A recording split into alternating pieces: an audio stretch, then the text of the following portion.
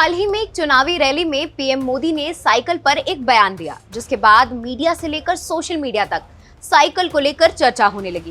क्या था वो बयान, एक बार आप भी सुन लीजिए।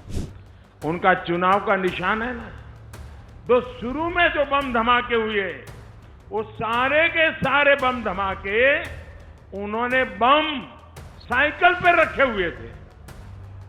अब देखिए, साइकिल पे बम रखे हुए थे। मैं हैरान हूं, ये साइकिल को उन्होंने क्यों पसंद किया।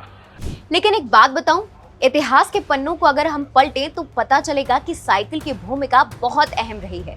चंद्रशेखर आजाद से लेकर अब्दुल कलाम तक सबके सफर में साइकिल का इंपॉर्टेंट रोल रहा है। तो चलिए आज आप और हम साइकिल की सवारी करते हैं और जानते हैं इसकी कहानी। पहले जानते हैं हिस्ट्री में साइकिल ने कहां-कहां अपनी छाप छोड़ी है। 27 फरवरी 1931, जिस दिन चंद्रशेखर आजाद की मौत हुई, उस दिन आजाद साइकिल पर ही आए थे। 21 नवंबर 1963, देश का पहला रॉकेट साइकिल से ही ले जाया गया था।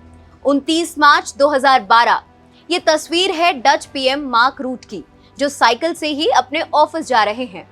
20 सितंबर 2012, बीजेपी नेताओं ने साइकिल रैली से एफडीआई का विरोध किया था। साल 2014, ये साइकिल पर बीजेपी सांसद अर्जुन राम मेघवाल हैं, जो साइकिल से संसद जा रहे हैं। इतना ही नहीं, साल 2018 में एसओ एल्बेन ने साइकिलिंग चैंपियनशिप में भारत के लिए पहली बार सिल्वर मेडल जीता।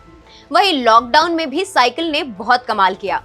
लॉकडाउन में 16 साल की ज्योति ने पिता को साइकिल पर बिठाकर हरियाणा से दरभंगा तक का 1200 किलोमीटर तक का सफर पूरा किया।